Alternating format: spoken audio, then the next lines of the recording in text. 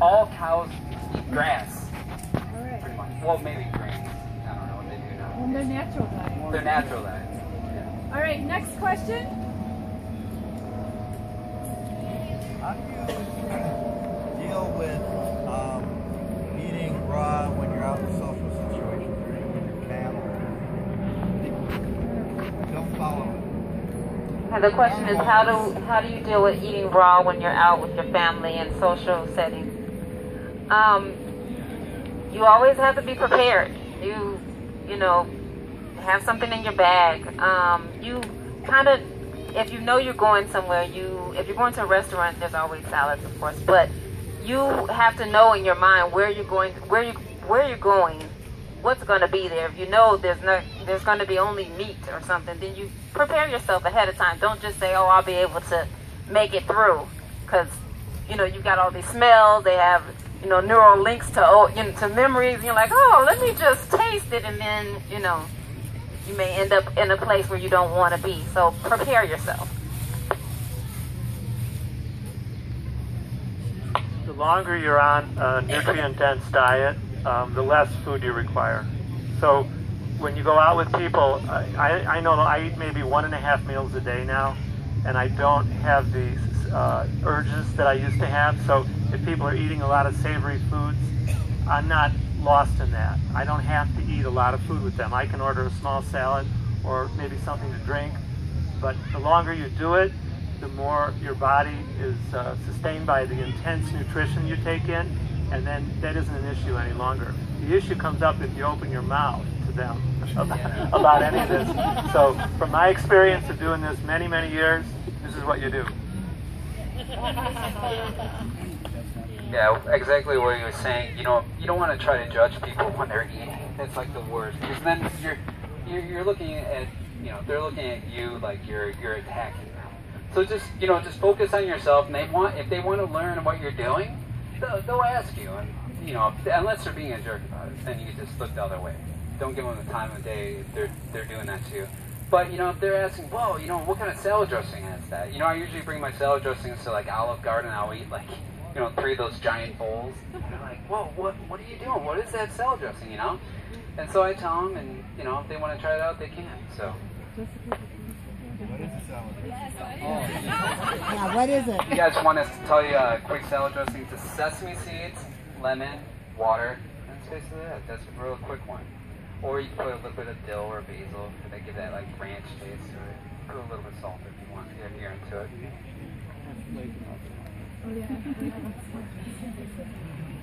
So at the beginning when I was raw, if I did eat something when I was at family members' home, I would always just not get on my own case. I wouldn't get mad at myself. So it taught me a lot of self-compassion, but I would just say, okay, I'm going to make this like a neurological, like make an imprint in my body. Okay, I'm actually feeling horrible right now. I'm feeling horrible because I just ate that. So I can remember next time I see that to say, no, I feel horrible when I eat it. And so that's how that helped me through. But most people that love me, when I explain when they start questioning why I'm bringing my food with me to their home, and I start explaining my needs, they support me. Yeah, generally if you're going somewhere, to like a house party or something, just say, hey, or they usually ask me, they're like, what do you want for dinner? I know you do a kind of special diet. I'm like, oh yeah, cool. So I'm like, yeah, I want some grapes, and I want a big salad, and I want a little bit of avocado with a little bit of lemon, and that's it. And they'll do it. And they're really happy, too, to do it for you. So, these are your friends, not your enemies.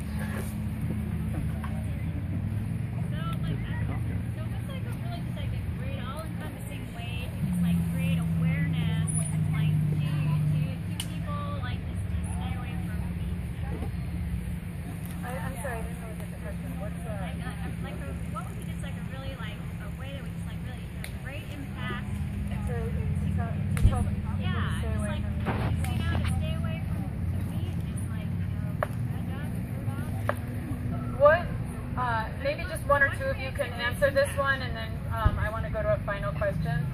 So the question was, what can you say to people about don't eat that meat? No, about not eating meat or animal products.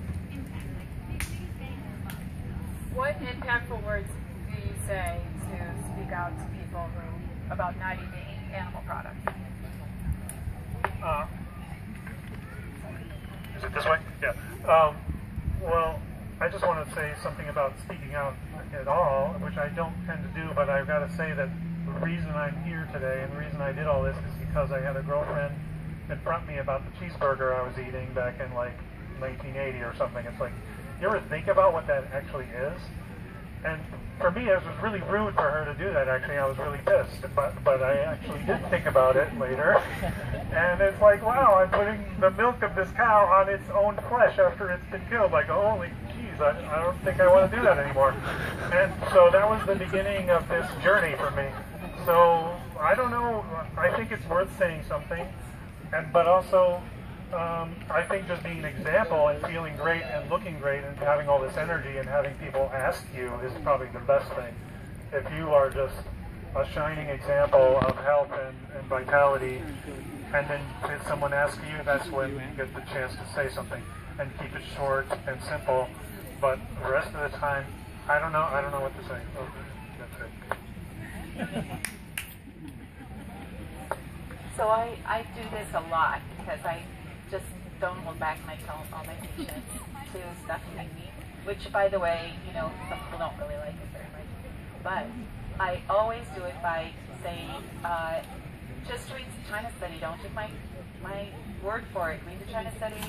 And every single time, some patients, every time they come, on their card when they go home, I write, watch Forks and Knives on Netflix. I just say that. Forks Over Knives on Netflix. I just say that. Just watch that movie, and then I ask them, did you watch the movie? Not yet. Okay, could you watch the movie like this moment? So I refer to those two things, the China study and a movie. There's several of them good ones out, but I refer to Forks Over Knives. I would say, if you want the biggest bang, it's just being a really good example. You can lift weights, you can running, just do everything you can to the best of your ability. And people pick up on that. People know that you're not dying from heart disease. Your cholesterol is really low. So they're going to be coming up to you being like, wow, how do I get my cholesterol as low as yours?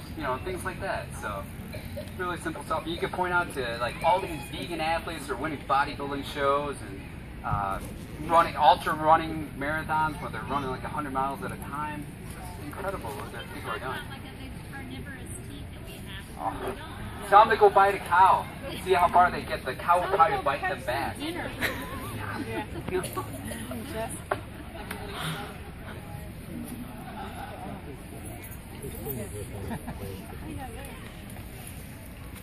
I think the worst thing you can do is to really get in somebody's face about it. I've been doing it a long time, and I've certainly had my bumps of doing it the wrong way.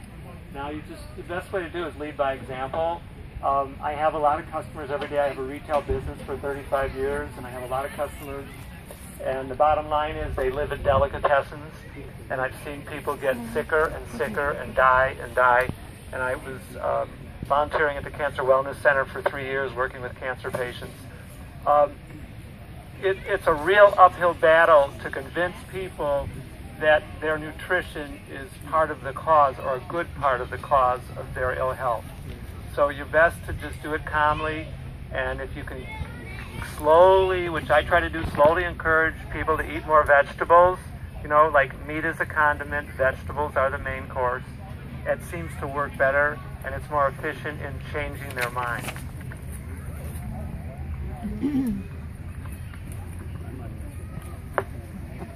Okay, so in Indiana, there are not very many vegetarian vegans. So we've been doing a lot of trial and error with our programming and, speaking to people.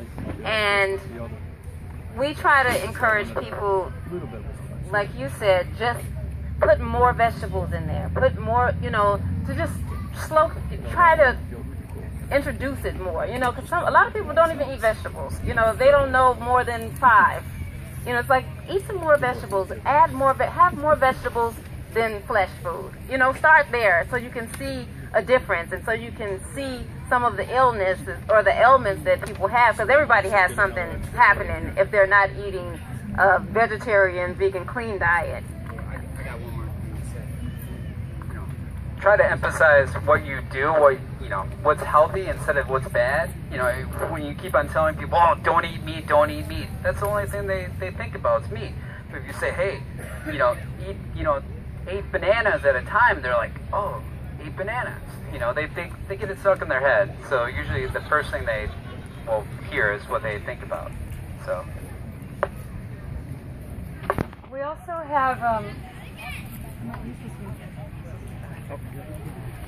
have Mike, who's known as Mike the Vegan, and so he would like to make a comment about this question.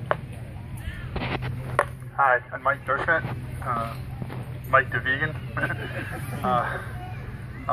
Yeah, there's a lot of really good reasons. There's all kinds of reasons to go vegetarian. A lot of different people are motivated by different things. Most of us are motivated by the personal health and that kind of stuff.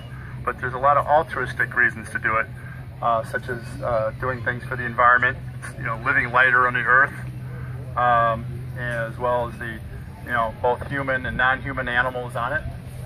So there's a lot of motivations for it. It's not just about health. I mean, we all know that. We know the multiple things, but that's it.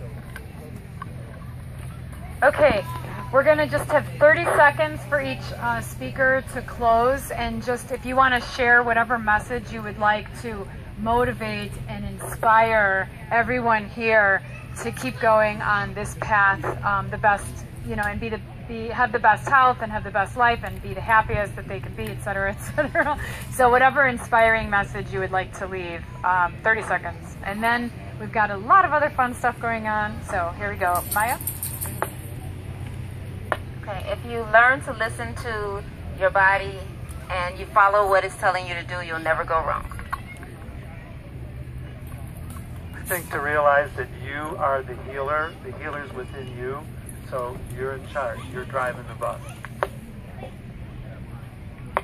Information is key, and there's so much out there, so never stop learning and never just sort of take whatever, this is it, I can't do it anymore. Learn some more. This is the way to go, and figure out what's right for you.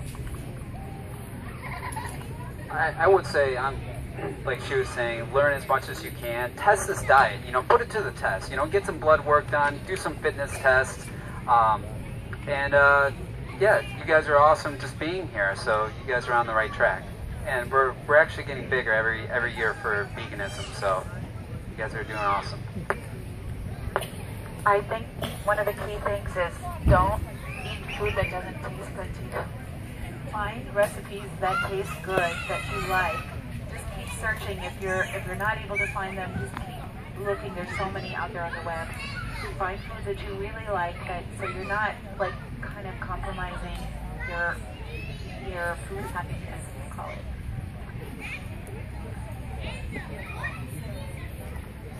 I would say that aging or things that you can't do anything about, don't blame anything on that. Like if you feel in some way not the best ever, you have an ache or pain or something going on with you, don't give up on it and blame it on something like age. I just think that's a bad idea. Like, oh, look how old I'm getting. Instead, say something like, I'm out of shape, I need to make a change. Like things that you can really do a lot to affect yourself if you look at the changes you want to make instead of the things you can't change. So I would just say, don't give up. Don't give up on yourself and find out what's going on with you so that you can feel better.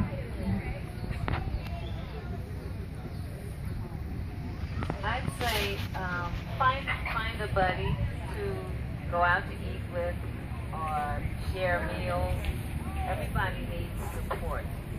That's why there's Weight Watchers, so many other groups who need to be with other people trying to do the same thing. Especially since, when you drive down the street, there's Pizza Hut and who knows what else, Chipotle.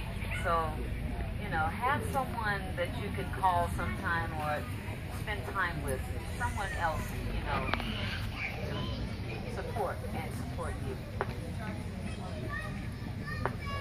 Yeah, I would encourage everyone to connect with more like-minded people who share the same interests, and to get out in nature as much as possible, walk barefoot, and just learn how to prepare foods that you enjoy, so that you aren't relying on like different restaurants that really aren't there for food that suit your convenience.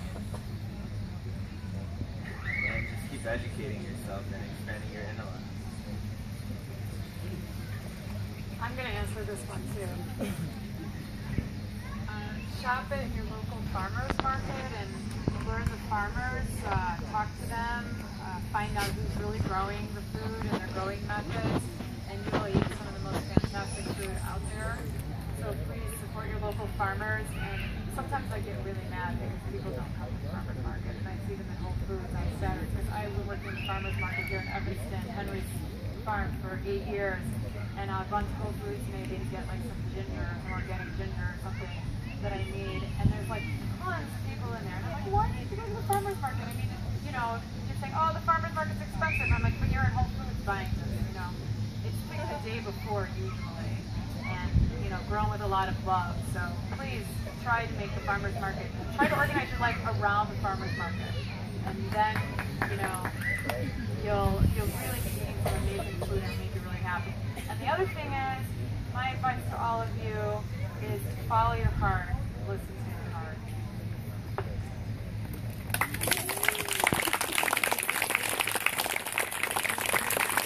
Wow, this is great. Wonderful, wonderful. Great questions, great.